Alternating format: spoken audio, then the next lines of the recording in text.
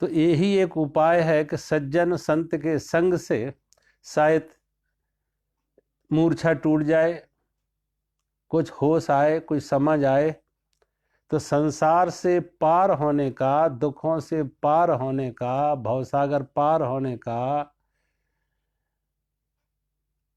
जीवन मुक्त की अवस्था में पहुंचने का एक ही उपाय है, त्रिजगत सज्जन संगति रेखा, कि संत का सत्संग मिले, संत का संग मिले, अंतर्मुखी साधना में उतरो, तभी इस दुखों से मुक्त हो पाओगे, तभी इस कामना से, क्रोध से, लोभ से, मोह से मुक्त हो पाओगे। भगवान शंकराचार्य जी आगे लिख रहे हैं, जटिलो मुंडी लुंचित केशा काशायंबर बहुकृत वेशा। जटिलो मुंडी लुंचित केशा काशायंबर बहुकृत वेशा। पश्यन् अपि नहीं पश्यति मूढ़ा, पश्यन् अपि नहीं पश्यति मूढ़ा। उदर निमित्तम बहुकृत वेशा। भज गोविंदम भज गोविंदम, गोविंदम भज मूढ़ मते, गोविंदम भज मूढ़ मते। जटलो मुंडे लुंचित केसा काशायांबर बहुकृत वेशा। आज जिन्हें हम साधुक समाज कहते हैं, साधक कहते हैं, और जो इस मार्ग पर आए हैं, जो धर्म के मार्ग पर आए हैं, अध्यात्म के मार्ग पर आए हैं, परमात्मा की खोज में निकले हैं, उनमें भी सच्चाई कितनी है, ईमानदारी कितनी है। कभी कभी लोग कहते हैं ना, साधु समाज ऐसा हो गया, या उस साधु ने ये अपराध किया। ऐसा नहीं है। साधु समाज गलत रास्ते पे नहीं जाता है, लेकिन साधु के वेश में असाधु आ जाते हैं। अब साधु का वेश तो जो चाहे सो ले ले, कोई बहुत सरकार की तरफ से प्रतिबंधित तो है नहीं। आज आप देखो, पुलिस की यूनिफॉर्म तो फिर भी प्रतिबंधित है, हर कोई नहीं पहन सकता, लेकिन फिर भी तमाम चोर डाकू पुलिस की वेशभूषा पहन के चोरियां करते हैं, डाके डालते हैं पुलिस की यूनिफॉर्म में, जबकि वो उनका प्रतिबंधित है, कोई पहन नहीं सकता उस यूनिफॉर्म को। फिर ये तो साधु का वेश तो कोई प्रतिबंधित भी नहीं है, जो चाहे लाल पीले कपड़े ले ले, जो चाहे साधु वेश बना ले। लेकिन अब इसमें है कि ऐसे बहुत लोग हैं जो सच में इस क्षेत्र में आए भी हैं, तो उनकी खोज परमात्मा की नहीं है, अध्यात्म की नहीं है, आत्म उत्थान नहीं करना चाहते।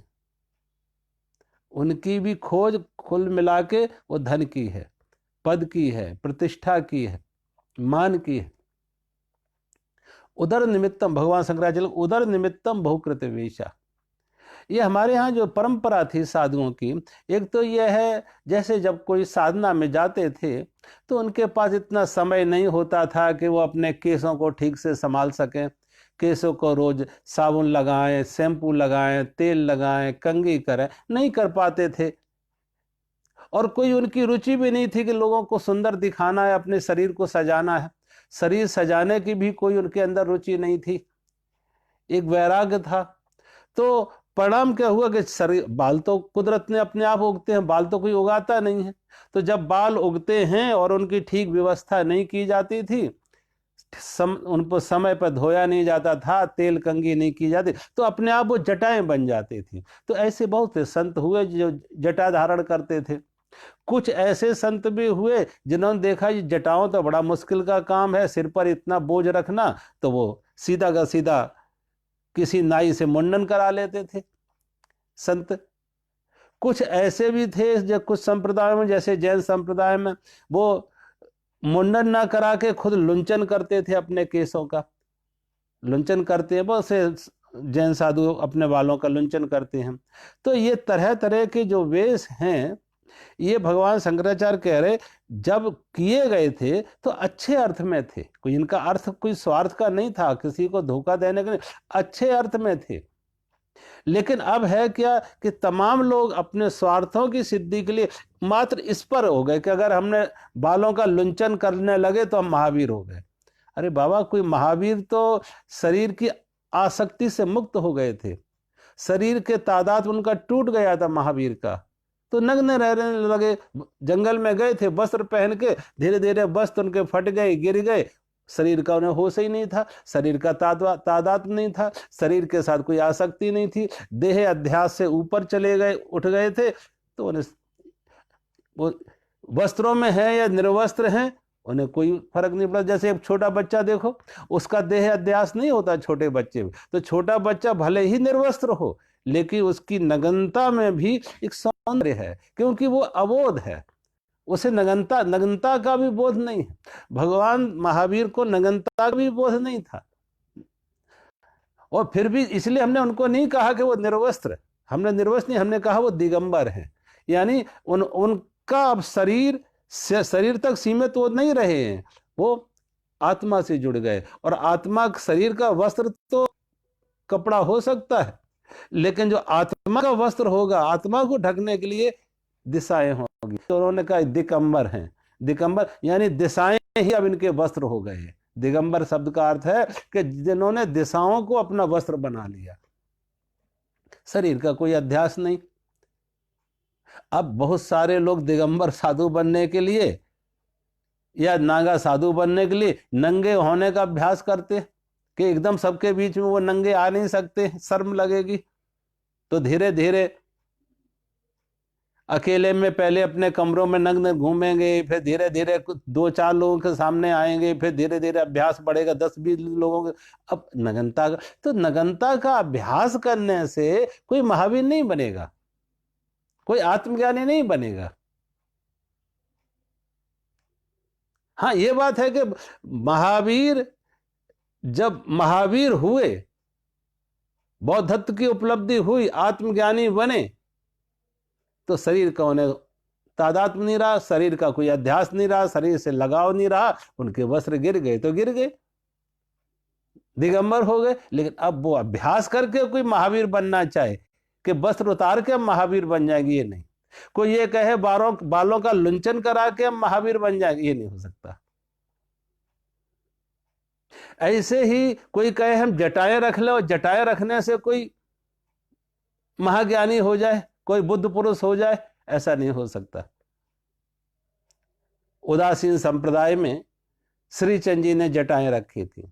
अब श्रीचंद जी की अवस्था ऐसी हो गई थी कि वो तपस्या में रहे, साधना में रहे, केसों की जटाएं बन गई।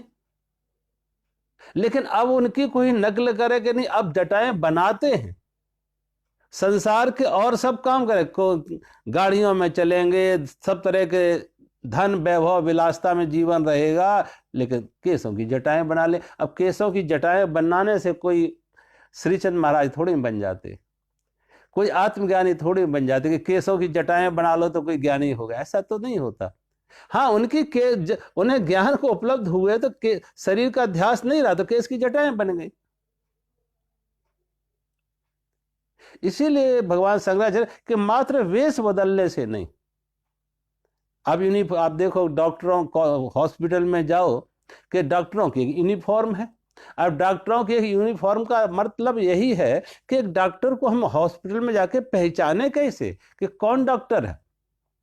वहाँ नर्सेस भी हैं, वहाँ पे मेडिकल स्टाफ दूसरा भी है, जो क्लरिकल स्टाफ है वो भी है, वहाँ रोगी भी हैं। अब पहचान कैसे हो कि इनमें डॉक्टर कौन है, नर्स कौन है, क्लरिकल स्टाफ कौन है, पहचान कौन कैसे हो? तो भाई एक व्यवस्था कर दी कि डॉक्टरों की यूनिफॉर्म होगी, तो डॉक्टरों की यूनिफॉर्म से हम पहचान पाएंगे ये डॉक्टर हैं।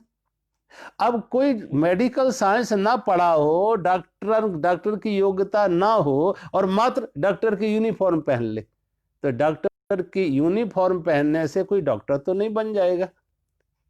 ऐसे साधुता कोई वस्त्र नहीं है कि साधु का कोई वस्त्र ले लिया, साधु का वेश बना लिया, साधुता आ गई। कहीं अंदर से साधुता फलित हो, कहीं कुछ अंदर से रूपांतरण हो, कोई कदम बढ़े आत्मज्ञान की तरफ।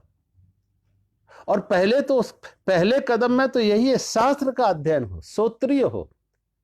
पहले कदम में शास्त्र का अध्ययन हो, मार्गदर्शन हमें वहीं से मिलेगा। बताए ना, हम अगर कहीं जाते हैं तो जाने से पहले उसका मैप देख लेते हैं कि जाने का मार्ग कौन है, दिशा कौन है, दूरी कितनी है, सारा का सारा मैप पे हमें ये विवरण मिल जाएगा, पूरा का पूरा उसकी विवरण, पूरा डिस्क्रिप्शन हमें मैप पे मिल जाएगा। कितनी दूरी है, किस दिशा में है, कैसे रोड है, कहाँ से चलना होगा, हम जहाँ हैं वहां से जाने का क्या मार्ग है, सारी जानकारी उसमें मिल जाएगी। और फिर उसके अनुसार हम यात्रा अपनी बनाते हैं, चलने का कार्यक्रम बनाते हैं, आगे बढ़ने का उस मार्ग पर।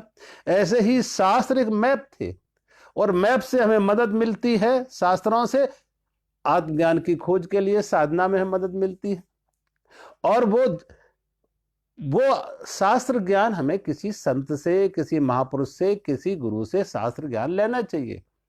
अब आज के लोगों को देखो, न तो उनमें कोई शास्त्र ज्ञान होता, एक यूनिफॉर्म मात्र ले लेते। और कुछ तो हमने ऐसे लोग देखे हैं जो खुद साधु नहीं है, सन्यासी नहीं है, साधु नहीं है, लेकिन अपने चेले बना रखे उन्होंने, साधुओं के नाम दे रखे हैं। जो प्राय साधु के नाम के साथ स्वामी और आनंद लगा होता, उन्होंने भी स्वामी और आनंद नाम लगा दिए, केस बढ़ा लिए, साधु हो गए। कुछ ने तो कपड़े पहनते हैं, कई तो राजनीति में है, कुर्सियों पर राजनीति में भी मिनिस्टर होने बैठे, लेकिन उन्होंने भी चेलों की एक जमात खड़ी कर दी है जो लाल पीले कपड़ों में है, सन्यासी वेश में है। अब वो ऐसा लगता है जैसे एक सन्यास वेश का एक मजाक बनाया जा रहा, उपहास किया जा रहा।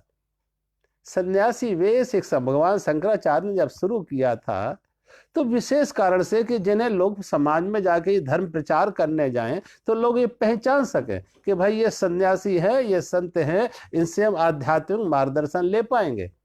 अब जिन बेचारों को खुद ही कुछ नहीं, सिर्फ कपड़े कपड़े उनके पास हैं, लाल पीले कपड़े होंगे, साधु वेश होगा, है समझ कुछ नहीं है, होश कुछ भी नहीं है, ना कोई साधना है, ना कोई शास्त्र ज्ञान, उनसे क्या मार्गदर्शन मिलेगा। तो भगवान शंकराचार्य कहते ये सब क्या है, उदर निमित्तम बहुकृत वेशा, ये पेट पालने के लिए, पेट भरने के लिए, सुख सुख साधु का सम्मान है, और साधु का सम्मान है तो साधु वेश का उपयोग करो, इसका लाभ उठाओ। देखो कभी झूठा नकली सिक्का जाओ कभी बाजार में आता, नकली करेंसी बाजार में आती है, इसका अर्थ यही है कि असली करेंसी है, असली है इसलिए नकली आ जाती। अच्छे साधु हैं, सच्चे साधु हैं, असली साधु हैं, तो बीच बीच में नकली भी आ जाते।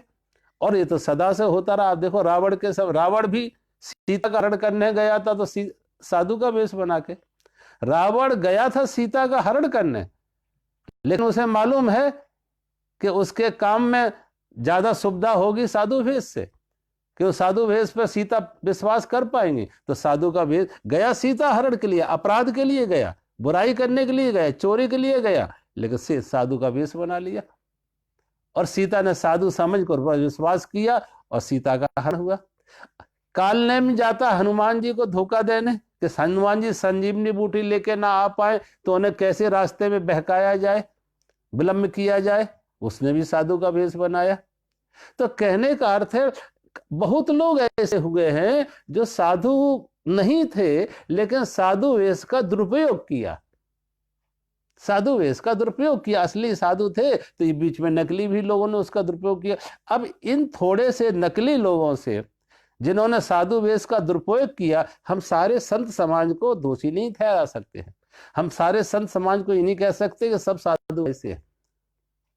अगर कोई एक दो कभी कोई नकली सिक्का आ जाता है, नकली नोट आ जाते हैं, इसका अर्थ ये नहीं कि अब असली है नहीं, सब नकली नकली, ऐसा नहीं। असली हैं, इसलिए बीच बीच में थोड़े कुछ नकली आ जाते।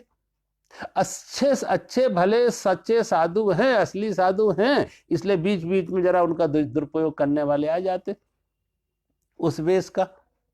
प्राय मैंने देखा ऋषिकेश में कुछ लोग ऐसे होते हैं जो, जैसे पिछले दिनों हम देख रहे थे, कुछ बांग्लादेश से आए हुए रिफ्यूजी थे। अब वो क्या कर, उन्हें रहने के लिए कोई जगह नहीं, तो उन्होंने नदी के किनारे इधर उधर झोपड़ियां डाल ली। अब नदी के किनारे झोपड़ियां डाल ली, फिर खाने की व्यवस्था कैसे हो, तो संतों के लंगर होते हैं जगह जगह। काली कमली वाले का लंगर था, भंडार, जहां काली कमली वाले में भिक्षा मिलती थी, तो साधु का वेश बना के चले जाते। घर आए तो वेश उतार दिए, कपड़े उतार दिए, सब भिक्षा के लिए गए तो साधु वेश के लाल कपड़े पहन लिए। ऐसे ही बहुत लोग हैं जो मात्र अपने जीवन में सुविधा के कारण से, कि कुछ इस वेश से हमें सुविधा मिलेगी, तो वेश का दुरुपयोग करते हैं। लेकिन अच्छे भले साधु हैं इसमें। भगवान शंकराचार्य कहते हैं, जटलो मुंडी लुंचित केसा काशायांबर बहुकृत वेशा, गिरिक वस्त्र धारण भी किए हुए हैं, जटाएं रखते हो या लुंचन करते हो या मुंड किए हो, काशांबर हो या गिरिक वस्त्र हो या सफेद कपड़े हो। सफेद कपड़ों में बहुत लोग हैं, लेकिन ये वो लोग हैं इनमें से भी जो बहुत बार जानते हुए भी नहीं जान रहे। अब मुझे तो कहना चाहिए, मैं नहीं मानता कि ये जानते हैं। पश्चन अपने ही पश्चत मूढ़ा, भगवान शंकराचार्य कह रहे पश्चन अपने पश्चन अपचन पश्चत मूढ़ा, जानते हुए भी नहीं जानते, देखते हुए भी नहीं देख पा रहे।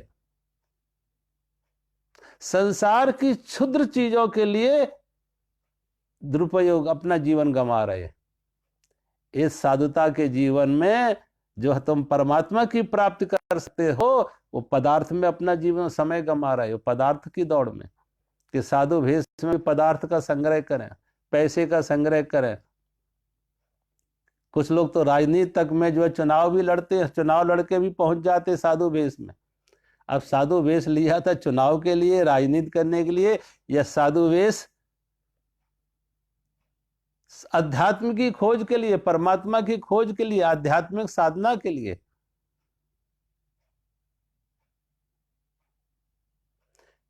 भूल ही बैठे कि जीवन की परम सौभाग्य क्या है, जीवन की परम दौलत क्या है। मैंने वो बात कई बार शायद कही कि राम के परमहंस के किसी ने पैर छुए, राम के परमहंस ने उससे पूछा कि मेरे पैर क्यों छूते हो? उस व्यक्ति ने कहा, क्योंकि आप त्यागी हो इसलिए मैं आपके पैर छू रहे। जब कहा आप त्यागी हो इसलिए मैं आपके पैर छू रहे, तो रामकृष्ण परमहंस ने उल्ट के, ये स्वामी रामकृष्ण परमहंस स्वामी विवेकानंद जी के गुरु थे, तो रामकृष्ण परमहंस ने उस व्यक्ति के पैर छू लिए जिसने रामकृष्ण परमहंस के पैर छुए थे। जब इस व्यक्ति के पैर छुए रामकृष्ण परमहंस ने, तो इसने पूछा, महाराज ये क्या अपराध कर रहे, मेरे जैसे संसारी और आप मेरे पैर छू रहे? रामकृष्ण परमहंस ने कहा, अगर त्याग के कारण तुमने मेरे पैर छुए हैं, त्याग की वजह से, तो अगर मैं त्यागी हूं तो तुम महात्यागी हो, मैं त्यागी तो तुम महात्यागी। उसने पूछा, महाराज मैं कहा महात्यागी? तो रामकृष्ण परमहंस ने कहा, देखो यहाँ पे हीरे भी रखे हैं और पत्थर भी रखे हैं। एक व्यक्ति तो हीरा उठा लेता पत्थर का त्याग कर देता, दूसरा आदमी पत्थर उठा लेता हीरे का त्याग कर देता। एक ने हीरे का त्याग किया, दूसरे ने पत्थर का त्याग किया। क्या बताओगे बड़ा त्यागी कौन है, महात्यागी कौन है? कहा, जिसने हीरे का त्याग किया वो महात्यागी, वो बड़ा त्यागी। रामकृष्ण परमहंस ने कहा, मैंने संसार रूपी पत्थर त्यागा तो परमात्मा रूपी हीरा उठा लिया।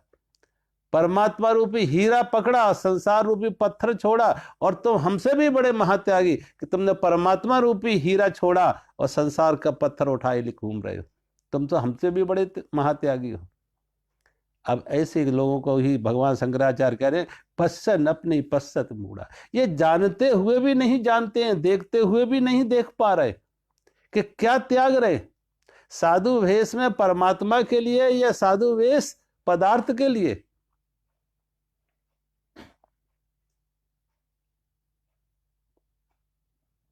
कभी कभी ये वे लोगों को देखो, मन के वेश बड़े आकर्षक होते। एक बार मैं अमरनाथ जा रहा था और अमरनाथ में पहलगांव में रुका। शाम का समय में बाजार की तरफ निकला, कुछ एक दो लोग मेरे साथ। एक महाराज, बड़े लंबे केस, बड़ी बड़ी दाढ़ी, बड़े सुंदर वस्त्र पहने। तो उनका साधु वेश देख के मैंने उनको प्रणाम किया, साधु वेश देख के उनको प्रणाम किया। जब प्रणाम किया तो वो मेरे पास आके कहने लगे कि देखो मुझे जूते लेने, मेरे पास जूते नहीं हैं, जूते चाहिए। संयोग की बात, बाजार में ये घटना हुई, बाजार था तो वहाँ सामने एक जूते की दुकान थी। मैं उस जूते की दुकान पर गया और उसको कहा दुकानदार को कि महाराज जी को जूते दे दो, पेमेंट हम दे देंगे, पैसे हम दे देंगे। जब मैंने कहा इन महाराज जी को जूते दे दो, पेमेंट हम दे देंगे, तो दुकानदार कहने लगा महाराज सुबह से शाम तक ये 4-5 बार जूते लेके गया और 5 बार वापस कर जाता। 5 बार लेके गया, 5 बार पैसा ले जाता, जूता वापस कर जाता, पैसे ले जाता। 4 बार तो वापस कर चुका, 5 में आपको पकड़ रहा है। पैसे ले जाता, जूते वापस कर जाता। उसके मुंह पे ही कहा, हमने उसकी तरफ देखा। अब सोचो साधु भेष को किस तरीके से दुरुपयोग कर रहे। एक जूतों के लिए 200, 400, 500 रुपए के जूतों के लिए तुमने अपनी साधुता ही दांव पे लगा दी, साधु भेष ही दांव पे लगा दिया।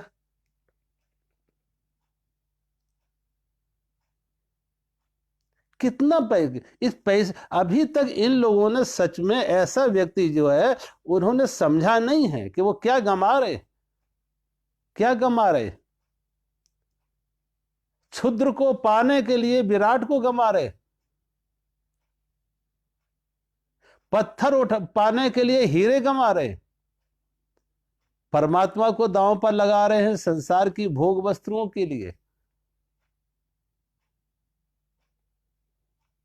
ये परमात्मा को प्राप्त करने का हर किसी व्यक्ति का जन्मसिद्ध अधिकार है, लेकिन काश उसे ये समझ आ जाए कि क्षुद्र को नहीं विराट को पकड़ो, मिथ्या को नहीं, असत्य को नहीं, शाश्वत को पकड़ो, क्षणभंगुर को नहीं, शाश्वत को पकड़ो। और वो शाश्वत हमारे अंदर है। दोनों चॉइस हमारे हाथ में है, हीरा और पत्थर दोनों चॉइस हमारे हाथ में है। क्षणभंगुर और शाश्वत दोनों हमारे लिए द्वार खुले हुए कि शाश्वत में प्रवेश करूं या क्षणभंगुर के लिए तरफ दौड़ूं। भगवान शंकराचार्य कहते हैं कि ऐसे लोग जानते हुए भी नहीं जानते हैं, देखते हुए भी नहीं देख पा रहे कि कहां भटक रहे हैं, कहां क्या खो रहे हैं। और मैं तो यही कहेंगे, ऐसे लोगों को किसी महापुरुष का सानिध्य नहीं मिला, किसी गुरु की कृपा नहीं हुई, या गुरु भी वैसा ही है, लोभी गुरु लालची चेला, लोभी गुरु लालची चेला, होए नरक में ठेलम ठेला। वो गुरु भी वैसे ही, क्योंकि मैंने बहुत लोगों को देखा जो खुद गुरु बन जाते हैं। कई लोग तो अपना नाम ही गुरु रख लेते, सदगुरु। कितने तो सदगुरु हो गए। कई लोग हमसे पूछते हैं फलाने आदमी का सदगुरु, तो मैंने कहा उनका नाम क्या है? सदगुरु। अब सदगुरु भी कोई नाम हो गया। कितने गुरु जी हो गए, कितने गुरु हो गए, सदगुरु भी हो गए, सदगुरु भी हो गए, जगत गुरु हो गए, ब्रह्मांड गुरु हो गए। एक सज्जन हमें मिलते थे, जब उनसे पूछते थे वो अपने नाम के आगे लिखते थे ब्रह्मांड गुरु, और जगत गुरु तो आजकल देख लो कितने हैं। ऋषिकेश में एक आश्रम में एक बार मैं गया, तो उन्होंने एक योगा की एग्जीबिशन लगाई थी, और वो एग्जीबिशन वो खुद दिखा रहे थे। तो मैंने उनसे, उन सज्जन थे, बड़ी उम्र के थे, वृद्ध थे, मैंने उस सज्जन से पूछा ये किसका आश्रम है? मैंने पूछा उन सज्जन से किसका आश्रम है?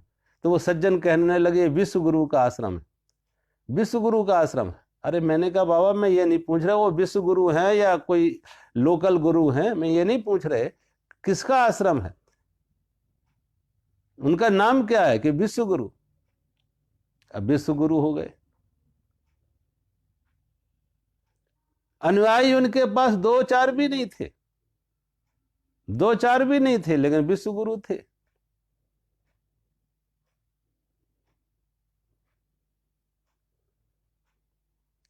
ये स्थिति है।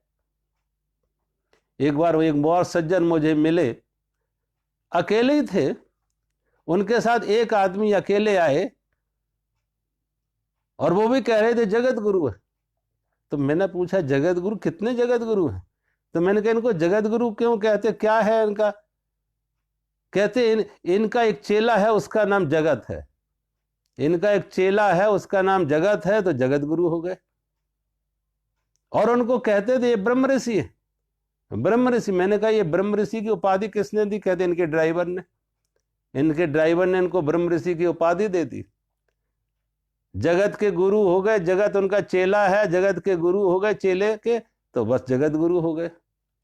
कैसा इस तरीके से एक अध्यात्म के साथ, धर्म के साथ एक मजाक सा उपहास। और मैं कहते धर्म ऐसे लोगों से बदनाम हो रहा है जो तरह तरह से धर्म के आड़ में व्यापार हो रहे। आज देखो ना, धर्म की ओट में कैसे व्यापार चल रहे, करोड़ों के टर्नओवर अध्यात्म की ओट में। कोई ये सिखाएगा, कोई वो है, कोई कुंडलनी सिखाएगा, कोई सा योग सिखाएगा, कोई सा योग। करोड़ों का टर्नओवर, उसकी ये फीस है। जितनी ज्यादा फीस हो उतना बड़ा योग। अब योग में कहीं कुछ सिखा रहे या नहीं सिखा रहे, लेकिन फीस का आकर्षण है। लोग दे रहे, अरे वो तो 20,000 रुपए उसमें 4 दिन का ले रहे, उसमें 15,000 रुपए एक 4 दिन का ले रहे। जितना ज्यादा बड़ी फीस है उतना बड़ा योग हो गया। और धंधे चल रहे हैं, दुकानें चल रही हैं। अब देखो चारों तरफ कितना ऐसे लोग ये छाए हुए हैं धर्म के क्षेत्र में कि जो धर्म का धंधा बनाए हुए। टीवी पर ऐसे लोगों को देखो प्रोग्राम, घर गृहस्थी वाले हो, तमाम कथावाचकों को देखो, ये कथावाचक घर गृहस्थी में होते हैं, परिवार होते हैं, लेकिन देखा साधु भेष के प्रति लोगों का सम्मान है तो स्टेज पे आके साधु भेष में आ जाते, लाल कपड़े पहन के आ जाते, और स्टेज से हटे तो कपड़े बदल लिए। अब स्टेज पे लाल कपड़े पहन के बैठ गए, साधु भेष बना के बैठ गए, लोगों को लगेगा महाराज हैं, संत हैं, सन्यासी हैं, जबकि हैं गृहस्थ। तो इस तरीके से बहुत लोग हैं जो इस तरीके से वेश का दुरुपयोग करते हैं। मैंने कहा आज तक तुम टीवी पर जितने टीवी पर कार्यक्रम आते हैं, अब टीवी पर एक एक कार्यक्रम के लिए, एक एक भागवत कथा के लिए 7-7, 8-8 लाख रुपए दिए जाते। अब 8-8, 10-10 लाख रुपए जो टीवी पे देंगे वो ऐसे कमाएंगे।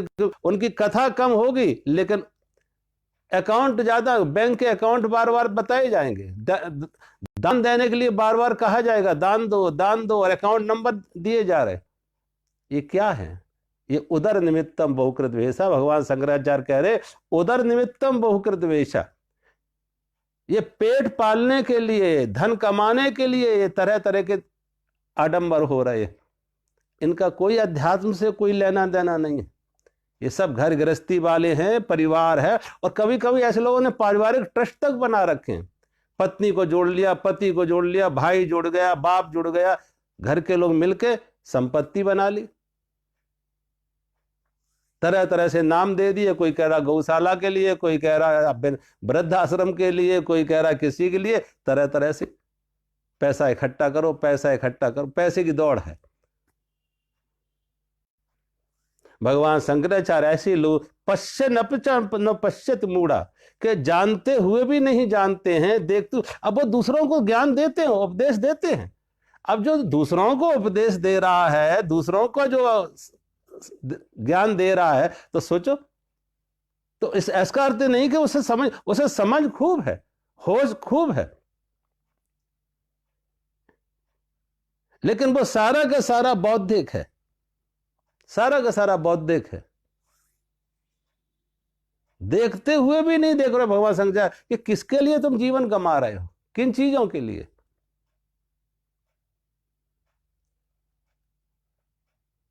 ऐसे लोग ही उदर निमित्तम बहुकृत वेशा। भगवान शंकराचार्य कहते हैं खाली पेट पालने के ये धंधे हैं, और ऐसे धंधे कर करके लोगों को मूर्ख बना रहे। अंत में होता क्या है, ये इस तरीके के जो दाग धब्बे लगते हैं, कलंक लगते हैं पूरे एक साधु समाज पे। साधु समाज ऐसा हो गया, ये साधु समाज नहीं हो गए। साधु वेश में कुछ गलत लोग हैं, नकली लोग हैं, जो साधु वेश का दुरुपयोग कर रहे, संत का सन्यास का दुरुपयोग कर रहे, नाम बदल लिए, ये धर्म के धंधे बना रहे। इनका कोई धर्म। आज भी तुम जाके उत्तराखंड में देखो, हिमालय में जाके देखो, कितने अच्छे अच्छे महापुरुष मिलेंगे, संत मिलेंगे।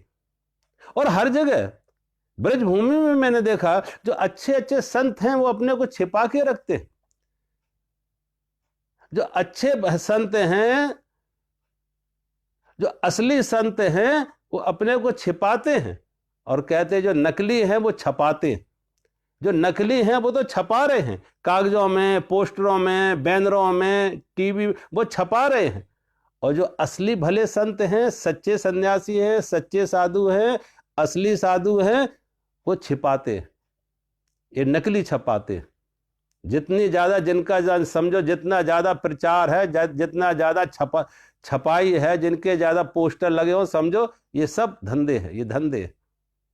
उदर निमित्त, भगवान शंकराचार्य इन्हीं को कह रहे हैं, उदर निमित्तम बहुकृत भेषा। ये खाली पेट पालने के सारे धंधे।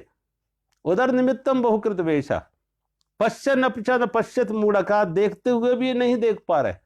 और मैं ये कहेंगे इनको आंख नहीं है, इन आंखों से नहीं देखा जाएगा। वो सत्य को जानने के लिए अंदर की आंख चाहिए, ज्ञान की आंख चाहिए। वो दिव्य दृष्टि जब भगवान ने अर्जुन को जैसे दी तो सत्य को समझ सके, ऐसे ही एक दिव्य चक्षु चाहिए, ज्ञान चक्षु चाहिए। और वो ज्ञान चक्षु खुलते हैं साधना से और किसी गुरु की कृपा से। किसी कोई ऐसा वीतरागी सच्चा विरक्त संत मिल जाए, किसी गुरु की कृपा हो जाए, तो ऐसे संत की कृपा और स्वयं व्यक्ति में अंदर से तड़प हो, एक प्यास हो। गुरु भी बेचारा नहीं दे पाएगा और पात्र उल्टा है, यह पात्र ही तमाम कूड़ा कचड़ा भरा है। गुरु तभी दे पाएगा जब अंदर से एक सच्ची प्यास हो, सच्ची लगन हो, सच्ची निष्ठा हो। जब अंदर सच्ची निष्ठा होती है, सच्ची लगन होती है, सच्ची प्यास होती है, तो वो उस प्यास को तृप्त करने के लिए पानी को जरूर खोजेगा। और ऐसे उस सच्चे गुरु मिल जाएंगे, सच्चे मार्गदर्शक संत मिल जाएंगे, बहुत है, उनका अभाव नहीं, बहुत है। कभी कभी लोग जो है इन्हीं में उलझ जाते हैं, इन छपाने वालों में, कि जिनका ज्यादा प्रचार हो गए तो बड़े गुरु हो गए, ज्यादा टीवी पे आने लगे तो बड़े गुरु हो गए, जबकि है ये कुछ नहीं, खाली खोखले। कहते हैं अधगर गगली छलकत जाए, भरी गगरिया चुप पे जाए। जो आदि खाली है वो आवाज ज्यादा करती है, और जो सच में भरे हुए होते हैं वो चुप होते हैं, शांत होते हैं। उनको कोई लालच नहीं, उनको कोई स्वार्थ नहीं, ना उनके अंदर लोकेशणा है, न वित्तेषणा है, न पुत्तेषणा है। सभी तरह की इच्छाओं से मुक्त हैं, अंतर से तृप्त हैं, और परमात्मा के लिए, परमात्मा को पी के वो प्यास उनकी बुझा चुके हैं, शांत हो गए, स्वस्थ हो गए, संतुष्ट हो गए, तृप्त हो गए। भगवान शंकराचार्य ऐसे लोगों के जटलो मुंडी लुंचित केशा काशा यम्बर बहुकृत वेशा पश्चन अपचन पश्चत मूढ़ा उदर निमित्तम बहुकृत वेशा। ये ना समझ, देखते हुए भी नहीं देख पा रहे, और अपना जीवन व्यर्थ की चीजों में, इस जीवन को व्यर्थ गमा रहे, क्षुद्र के लिए विराट को गमा रहे, कंकड़ पत्थर उठा के हीरे गमा रहे। जो परमात्मा ने ये हीरा रूपी हमारे अंदर चेतना दी, आत्मा दी है, इस आत्मज्ञान को पाने की, इस तत्व को पाने की हर किसी की क्षमता है, योग्यता है, अधिकार है। लेकिन हमारी समझ तो हो, हमारे अंदर कोई प्यास तो हो उस परमात्मा के लिए। आगे के श्लोक में भगवान शंकराचार्य लिख रहे हैं, अंगम अंगम गलितम पलितम मुंडम दसन विहीनम जातम तुंडम। अंगम गलितम पलितम मुंडम दसन विहीनम जातम तुंडम। वृद्धो याति गृहीत्वा दंडम, वृद्धो याति गृहीत्वा दंडम तदपि न मुंजति आशा पिंडम। भज गोविंदम भज गोविंदम, गोविंदम भज मूढ़ मते, गोविंदम भज मूढ़ मते। अंगम गलितम पलितम मुंडम दसन विहीनम जातम चुंडम। भगवान शंकराचार्य कह रहे हैं कि ऐसा व्यक्ति जिसको शरीर वृद्ध हो गया, जराजीर्ण हो गया, अंगम गलितम पलितम मुंडम, सिर के बाल सफेद हो गए, केश सफेद हो गए, शरीर वृद्ध हो गया है, जराजीर्ण हो गया है, सिर के बाल भी सफेद हो गए हैं, मुंह भी बिना दांतों का हो गया, दसन विहीनम जातम टुंडम, मुंह भी बिना दांतों का हो गया, वृद्धो यात गृहीत्वा दंडम, वृद्धावस्था आ गई है, डंडे का सहारा लेके चल रहा है, अपने दो पैर अपने शरीर को संभालने में सक्षम नहीं है तो डंडे का सहारा लेके चल रहा है। वृद्धो याति गृहीत्वा दंडम तदपि न मुंजत आशा पिंडम, फिर भी भगवान शंकराचार्य कहते फिर भी उसकी आशा तृष्णा नहीं मरती, आशा फिर भी नहीं खत्म हुई। आप देखो बहुत बार मैंने देखा, बहुत बार इन भिखारियों को भी, वो भिखारी हैं, भिक्षा पात्र हैं, लेकिन भिखारी भी लॉटरी के टिकट खरीदते रहते, वो भी लॉटरी के टिकट खरीदेंगे कि शायद आशा उन्हें भी है, उन्हें भी आशा है कि शायद कुछ मिल जाए, कभी लॉटरी खुल जाए, वो भी आशा मुक्त नहीं हुए। कहते हैं कोई जेल में गया व्यक्ति, और जब जेल में वो पहुंचा तो जेल में जो पहले कैदी रहते थे उन कैदियों ने नए कैदी से पूछा कितने साल की सजा हुई है, कितने साल की सजा? तो नए कैदी ने कहा मुझे 10 साल की सजा हुई है। तो पुराने कैदी उसको कहने लगे तुम दरवाजे के पास ही बैठो, क्योंकि मुझे 30 साल की कैद हुई है। कहा उसने, दूसरे कैदी ने कहा कि मुझे 30 साल की कैद इसलिए मैं दीवार के पास, और तुम्हें तो बहुत जल्दी जाना होगा, 10 साल बस, तुम्हें तो बहुत जल्दी जाना होगा, सिर्फ 10 साल में। यानी इन कैदियों को भी ये भी आशा रखे। तदपित मुंजत आशा पिंडम, भगवान शंकराचार्य कहते फिर भी आशाएं नहीं छूटती है।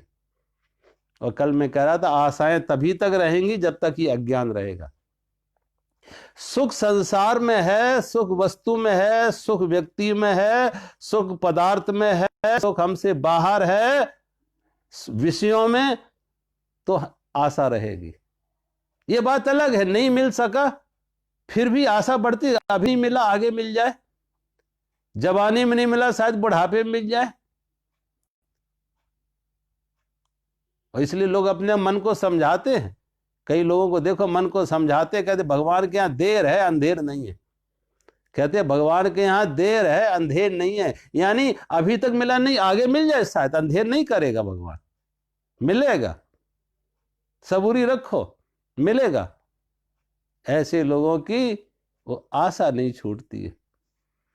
सुख अभी भी उन्हें धन में लग रहा, पदार्थ में लग रहा, संसार में लग रहा, पद में लग रहा, सुख लग रहा, आभास अभी भी हो रहा है कि जल है, प्यास बुझेगी इस रेगिस्तान में। रेगिस्तान की चमकती बालू को देख के भी अभी उनको लग रहा कि जल तो यही है, हमें नहीं मिला, इसका अर्थ ये नहीं कि जल है नहीं, जल तो है लेकिन हमें नहीं मिला क्योंकि हमारी दौड़ में कुछ कमी रह गई। और हर आदमी दौड़ रहा है, हर आदमी दौड़ रहा है, हर आदमी को यह लग रहा है कि मैं दुखी अगला सुखी है, मैं दुखी अगला सुखी है, पड़ोसी सुखी है। कहते हैं एक बार एक साधु मंदिर में आके भगवान से रोज प्रार्थना करता कि हे प्रभु, हे परमात्मा, मेरे दुख मिटा दो। मंदिर में आके रोज भगवान से प्रार्थना करता, हे प्रभु, हे परमात्मा, मेरे दुख मिटा दो। बरसों बीत गए, उसकी इस प्रार्थना करते करते उसके दुख ना मिटे, उसके दुख ना मिटे। एक दिन भगवान से आके वो इसने प्रार्थना करने लगा, प्रभु अब ऐसा करो कि दुख तो तुम मिटा नहीं सके, कम से कम मेरे दुख किसी और के दुख के साथ बदल दो, क्योंकि इस शहर में हमसे ज्यादा दुखी कोई नहीं है, इस शहर में हमसे ज्यादा दुखी कोई और नहीं है, मैं सबसे ज्यादा दुखी मैं ही हूं, इसलिए कृपया करके ऐसा करो कि मेरे दुख किसी और के दुख के साथ बदल दो। जब ये कहा मेरे दुख किसी और के दुखों के साथ बदल दो, मेरे दुख किसी और को दे दो, किसी के दुख मुझे दे दो, बदल दो, तो कहते हैं वो साधु रात सोया तो सोने में उसने आवाज सुनी कि एक आकाशवाणी होती है, और आकाशवाणी में कहा गया कि जिस जिसके पास जो जो अपने अपने दुख हैं, अपने अपने दुखों की एक पोटली बना के, गठरी बना के अपने अपने दुखों की ले आओ, और नगर का जो नगर हॉल है सेंट्रल हॉल है नगर का, उस सेंट्रल हॉल में जाके अपने अपने दुखों की पोटली बना के ले आओ। जब ये आवाज सुनी तो इस साधु ने भी जल्दी जल्दी अपनी दुखों की पोटली बनाई, और जब घर से बाहर निकला अपने दुखों की पोटली लेके, तो जिन्हें वो सुखी समझ रहा था कि ये सुखी हैं, उनका देखी और भी बड़ी बड़ी पोटली है, उनकी और भी बड़ी, जिन्हें जितना ज्यादा सुखी समझ रहे थे उनकी उतनी ही ज्यादा बड़ी पोटली निकली, गठरी निकली बड़ी बड़ी। हैरानी हुई कि जिन्हें हम ज्यादा सुखी समझ रहे थे, बड़ी कोठी वाले, बड़े महल वाले, बड़े भवन वाले, बड़ी बड़ी कारों वाले, उनकी तो गठरी पोटली भी, उनकी गठरी भी उतनी बड़ी बड़ी है, दुखों की गठरी भी उतनी बड़ी बड़ी है जितने बड़े उनके कारोबार। तो उसे लगा कि शायद उस इन गठरियों में दुख शायद छोटे छोटे हों। गठरी तो बड़ी बड़ी हैं, लेकिन हो सकता है इन गठरियों के अंदर भी दुख छोटे छोटे हों जो सहने लायक हो। सबने अपनी अपनी गठरियां जाके नगर के उस नगर सेंट्रल हॉल में जाके रख दी, शहर के सेंट्रल हॉल में जाके रख दी। और जब सेंट्रल हॉल में रख दी तो फिर आकाशवाणी हुई, और आकाशवाणी ने कहा अब जिसको जिसके साथ बदलना हो बदल लो। जब उन्होंने अपनी अपनी गठरियां रखी तो उनसे दुख बाहर झांकने लगे, दुख बाहर झांकने लगे कि किसमें कितने दुख भरे हुए वो बाहर दिखने लगे। और जब बाहर दिखने लगे, आकाशवाणी दोबारा हुई को जिसको जिसके साथ दुख बदलना हो बदल लो। तो कहते ये साधु तो भागा कि कहीं मेरी छोटी सी गठरी कोई ना ले ले। मैं अपने को सबसे ज्यादा दुखी मानता था, लेकिन हमारी गठरी ही दुखों की सबसे छोटी है, सब हमसे ज्यादा दुखी है, हमसे भी बड़े बड़े दुखी है सब हैं। और कहते हैं फिर हर किसी ने किसी और की गठरी नहीं बदली, हर किसी ने अपनी अपनी गठरी ही उठा ली। क्यों? कि जैसे भी हो कम से कम जाने पहचाने हैं, जैसे भी हो जाने पहचाने हैं, उनके साथ जीने का एक अभ्यास हो गया, एक आदत बन गई है, उन्हें जिया जा सकता है। ना मालूम दूसरों के अपरिचित दुख कैसे हो कि हम सहन कर सके ना कर सके, उनके साथ नया अभ्यास बनाना पड़ेगा। हर किसी ने अपनी अपनी गठरी फिर उठा ली। हमें लगता है, मैंने कहा ना, ये लोगों के चेहरे बड़े धोखे के होते हैं। किसी से मिलो पूछो कैसे हो, तो लोगों के चेहरे पे मुस्कुराहट होगी, कहेंगे नहीं नहीं बहुत अच्छा हो। लेकिन जिनके चेहरे पर जितनी बड़ी मुस्कान होती है, उतनी ही अंदर दुखों को दबाए हुए, उतनी ही ज्यादा अंदर दुखों को दबाए हुए। ये मुस्कुराहट तो लोगों को धोखे में डालने की है। किसी के जैसे दुकान पे जाओ तो एक तो उसका शोरूम है और एक अंदर गोडाउन है। शोरूम को तो सजा धजा के लोग रखते हैं, शोरूम को सजा के रखते हैं, लेकिन जरा गोडाउन में जाके अंदर देखो कितना कूड़ा कचरा, कितना अव्यवस्था है वहां। ऐसे ही हर व्यक्ति का अंतर मन जो है वो सब गोडाउन की तरह कूड़ा कचड़े से भरा हुआ है, लेकिन चेहरे पे मुस्कुराहट दिखा देते। अंदर दुख है, पीड़ा है, तनाव है, अशांति है, खूब भरा पड़ा अंदर, बहुत सारे रोग अंदर दबे पड़े हैं, लेकिन चेहरे पर झूठी मुस्कान है। और लोग समझ लेते हैं, उनकी जरा बड़ी कार देख के, बड़ी कोठी देख के, बड़े कारोबार देख के लोग समझते ये सुखी, ये सफल है। कहीं कोई सुख नहीं है उनमें, कहीं कोई सफलता नहीं है उनके जीवन में।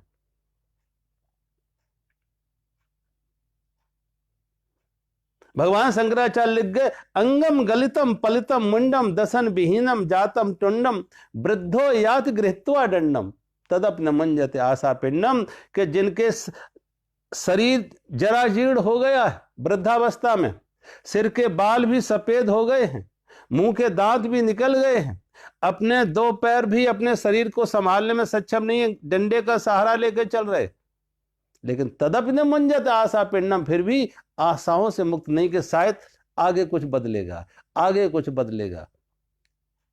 वो भी जो है, हमने कहा, वो भी लॉटरी के टिकट खरीदते हैं कि शायद कोई लॉटरी लग जाए।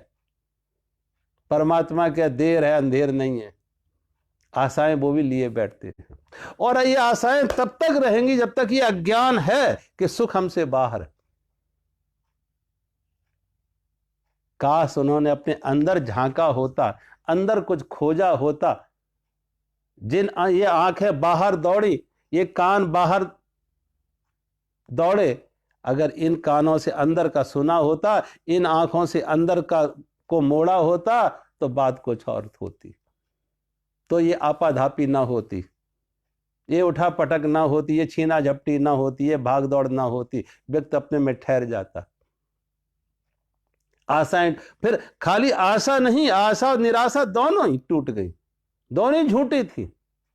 आशा का यही है कि अभी मिलेगा, आगे मिलेगा, और जब नहीं मिल सका तो निराशा में आ गया। लेकिन खोज अभी यही है कि आगे है यही, लेकिन हमें नहीं मिला। धन में सुख है, सुविधा में सुख है, पद में सुख है, सुख तो संसार में है, लेकिन हमें नहीं मिला। तो कभी ऐसे लोगों की आशा निराशा में बदल जाती है। एक बार कहते यक्ष ने युधिष्ठिर से पूछा, कौन वो प्राणी है जो कभी 2 पैरों से चलता, तो कभी 3 पैरों से चलता, तो कभी 4 पैरों से चलता।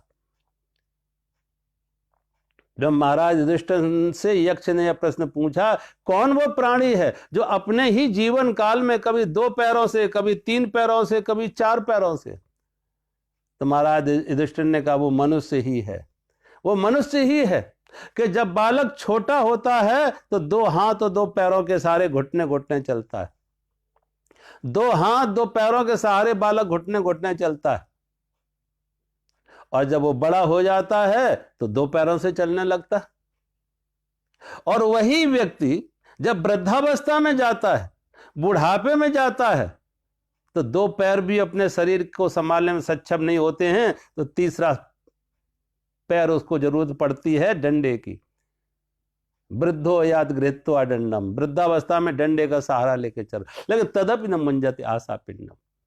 फिर भी ऐसे लोगों को देखो, वो जीवन में मुड़ नहीं पाते, आशाओं से मुक्त नहीं हो पाते, आंख खुल नहीं पाती, तब भी स्वप्न चल रहे हैं, स्वप्न अभी भी चल रहे हैं, आशाएं अभी भी चल रही हैं।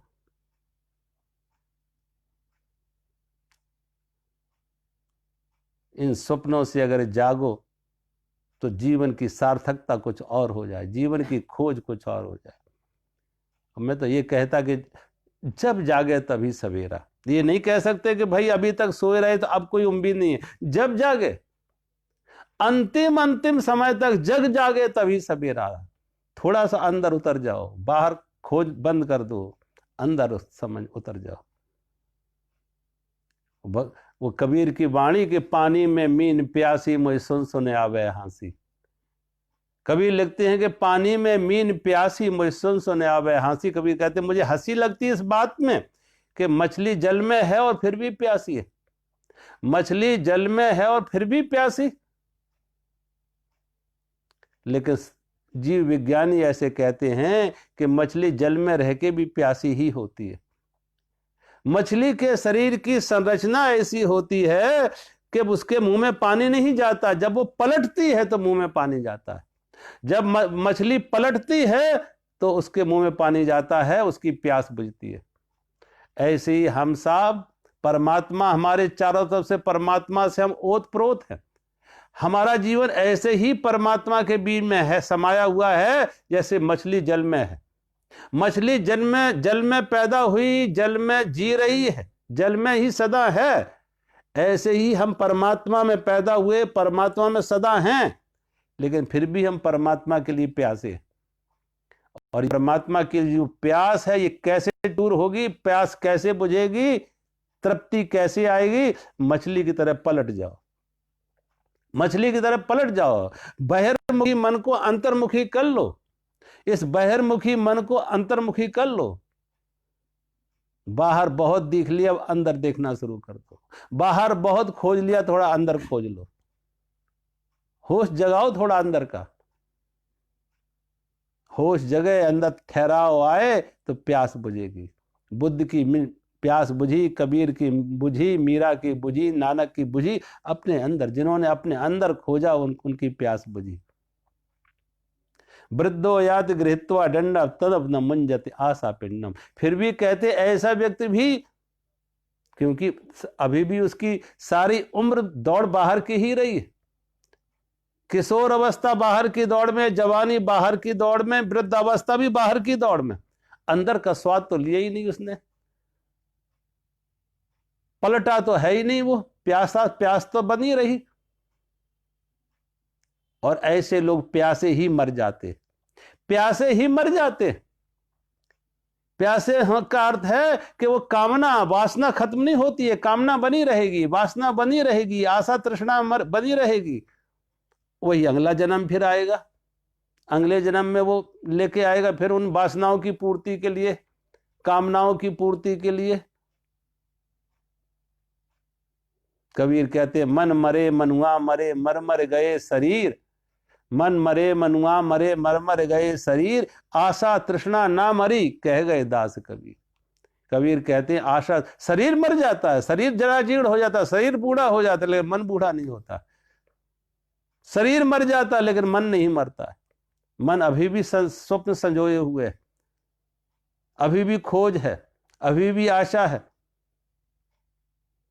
वृद्धो याद गृहीत्वा दंडम तद अपना मुंजत आशा पिंडम। वृद्धावस्था आ गई, मौत की तैयारी है, कब्र में पैर लटके हुए हैं, लेकिन फिर भी आशाओं से मुक्त नहीं होता व्यक्ति। अभी नहीं मिला तो आगे मिल जाएगा, और दौड़ो।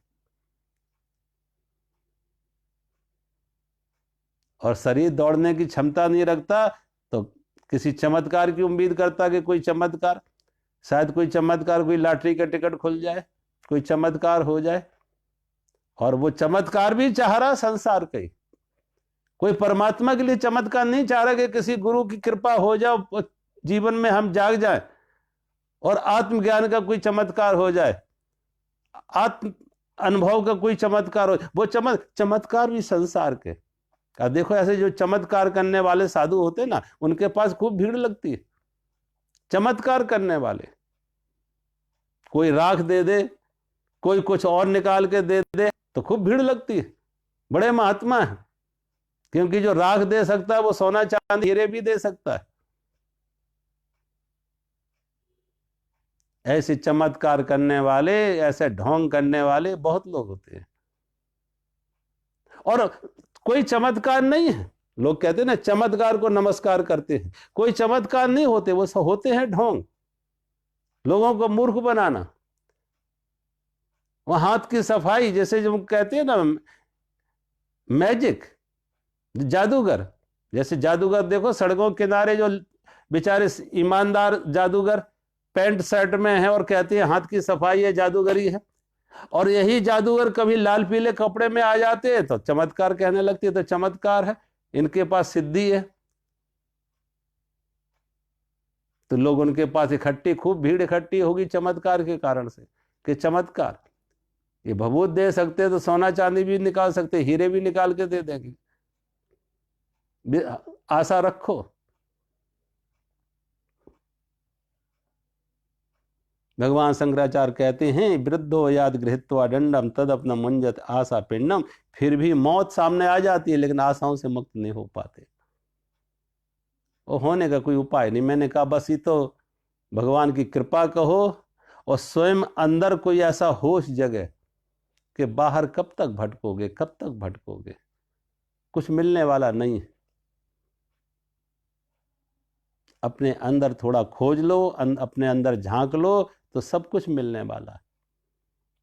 इसी में शंकराचार्य जी एक बात और आगे लिख रहे, अग्रे वन्नी पृष्ठे बानु रात्रो चुमुक समर्पित जानू करतल भिक्षा तरुतल वासा तदप न मंजत आशा पाशा। अग्रे वन्नी पृष्ठे भानु रात्रे चौवक समर्पित जानू करतल भिक्षा तरुतल वासा करतल भिक्षा तरुतल वासा तदपन मुंजत आशा पाशा। भज गोविंदम गोविंदम भज मूढ़ मते। अग्रे वन्नी पृष्ठे भानु रात्रे चुबक समर्पित जानू। दिन में तो सूर्य के सामने अपना समय बिता लिया सूर्य की रोशनी में, इतने वस्त्र नहीं है तो सूर्य की रोशनी में वस्त्र दिन बिता लिया। रात जो है आग ताप के, आग जला के, आग के पास ताप के अपनी रात बिता ली। ओढ़ने बिछाने के कपड़े भी नहीं हैं, रात्रे चुबुक समर्पित जानू। कभी लोग देखो ना, जिनके पास कपड़ा ना हो, सर्दी ज्यादा हो, तो कैसे उनके पैर और उनका ठोड़ी एक बिल्कुल सिकुड़ एक हो जाते, पैर मोड़ के पूरी तरह से। चुबुक को से कहते हैं रात्रो चुबुक, अपने घुटनों को बिल्कुल मुंह के पास ठोड़ी के साथ लगा के रात्रे चुबुक, रात इस तरीके से उन्होंने व्यतीत की। रात्रे चुबुक समर्पित जानू, करतल भिक्षा तरतल वाशा। कुछ नहीं है, सिर्फ हाथ में भोजन है। करतल भिक्षा, करपात्री हाथ में भोजन ले लेते। करतल भिक्षा तरुतल वाशा, किसी वृक्ष की छाया में लेट के अपना जीवन गुजारा कर लेते। करतल भिक्षा तरुतल वासा तदपि न मुंजत आशा पाशा। लेकिन ऐसे लोगों को भी आशा से मुक्त नहीं हो पाते। ऐसे लोग भी जिनके पास करतल भिक्षा तरुतल भाषा, अग्रे वन्नी पृष्ठे भानु, रात्रो चुबुक समर्पित जानू, लेकिन तदप न मुंजत आशा पाशा, फिर भी आशाओं से मुक्त नहीं हो पाते। वो भी स्वप्न देखते हैं कि कब महल बनाएं। और मैंने देखा ऐसे लोग ऐसे करते भी हैं, और धीरे धीरे धीरे धीरे अगर उनकी ख्याति हो जाए कुछ, तो बड़े से बड़े उनके कारोबार खड़े हो जाते, बड़े बड़े आश्रम बन जाते, बड़ी बड़ी सुविधाएं हो जाते, सारे कुछ। लोगों को किसी तरीके से उन लोगों पे प्रभाव पड़ जाए कि महात्मा बड़े चमत्कारी, ये महात्मा बड़े चमत्कारी हैं, तो देखो लोगों की लाइन लगेगी दान देने वालों की, पैसा देने वालों की। और बड़े लोग ऐसे होते हैं, आजकल को हमने देखा, साधु भी मार्केटिंग कराते हैं अपने, खूब बढ़िया मार्केटिंग। उनके पास पीआरओ होता है, और बड़े बड़े बड़े बहुत क्वालिफाइड लोग उस पीआरओ में रखे जाते हैं। ऐसे लोगों को मैंने देखा जिनके जितने बड़े बड़े कारोबार हैं धर्म के नाम से, उनका पीआरओ देखो, एक से एक आईआईटी के तुम्हें एमटेक मिलेंगे वहां पे, जो बढ़िया से बढ़िया मार्केटिंग दे सकते हैं। और सारा खेल मार्केटिंग का है यहाँ। अच्छा महापुरुष, ज्ञानी महापुरुष को भी कोई नहीं पूछेगा यहाँ। और अगर मार्केटिंग है तो इस तरीके के जो दुकानदार हैं, नकली हैं, धर्म का धंधा बना रहे, उनकी खूब जय जयकार होती है, खूब जय जयकार होती है। सिर्फ मार्केट, अगर तुम्हारे पास मार्केटिंग अच्छी है तो मिट्टी भी सोने के भाव बिक जाती, मिट्टी सोने के भाव। और अगर मार्केटिंग ना हो तो सोना भी कोई मिट्टी के भाव नहीं पूछता। अच्छे भले महापुरुष संत जिनके पास ज्ञान है, वैराग्य है, जीवन है, अनुभव है, सब कुछ है, लेकिन मार्केटिंग नहीं है उनकी। और उनकी मार्केटिंग नहीं तो उन्हें कोई दो आदमी भी उनके पास नहीं मिलेंगे। वो बेचारे भिक्षा याचना करके अपना गुजारा करेंगे। लेकिन जिनके पास कुछ नहीं है, कोई साधुता नहीं है, कोई आत्मज्ञान नहीं है, कुछ नहीं है, सिर्फ मार्केटिंग है। एक साधु का वेश बना लिया और मार्केटिंग बढ़िया कर ली, पीआरओ खूब अच्छा बना लिया कि किस तरीके से मार्केटिंग की जाए, अच्छे से अच्छे पैसे देके क्वालिफाइड लोग रख लिए, और फिर देखो उनकी दुकान कैसे चल रही है। एक नहीं, हजारों हजारों लाखों लाखों शिष्य हो जाते हैं, तमाम सैकड़ों उनके आश्रम हो जाते हैं, करोड़ों अरबों की संपत्ति हो जाती है उनके पास। और घुमा फिरा के वो सारी की सारी संपत्ति, तुम देखना, वो सारी की सारी संपत्ति लगती है फिर अपने परिवार के लिए। ऐसे लोग परिवार से मुक्त तो हुए नहीं, लेकिन आत्मज्ञानी हो गए। और सारा का सारा जो बेचारे भोले भाले लोग थे, सीधे साधे थे, उनकी मार्केटिंग में आके फंस गए। भगवान शंकराचार्य लिख रहे ऐसी लोगों को कि ये फिर भी इन सब के पास मार्केटिंग और कुछ नहीं। उदर निमित्तम बहुकृत वेशा, अग्रे वन्नी पृष्ठे भानु, रात्रे चुबुक समर्पित जानू, करतल भिक्षा तरुतल वाशा, तदपि न मुंजत आशा पाशा। भगवान शंकराचार्य कहते हैं कि उनकी फिर भी आशाओं से मुक्त नहीं हो पाते। जब सब कुछ छोड़ बैठे हैं, फिर भी आशाएं अभी भी हैं कि शायद कुछ हो जाए, कोई चमत्कार हो जाए। और होते हैं, तुम देख रहे हैं लोगों को, सारे के सारे चमत्कार वही है, दौलत का, दुनिया का, धन पद प्रतिष्ठा, बाहर का धन मिले, मान मिले, धन मिले। परमात्मा को की कहीं प्यास नहीं है, परमात्मा के लिए कोई तड़प नहीं है। धन और मान, धन और मान, दौड़ उसी की, उसी धन और मान के लिए, उसी धन और मान के लिए। और वो धन और मान के लिए कितने तरह तरह के नाटक करते हैं, कैसे कैसे मार्केटिंग करते हैं, कैसे कैसे लोगों को लुभाते हैं, अपने तरफ आकर्षित करते हैं। वो सब खेल देख रहे हैं चारों तरफ आप। तो आज कथा को हम यहीं विराम देते हैं, आगे का श्लोक कर लेंगे। हरि ओम।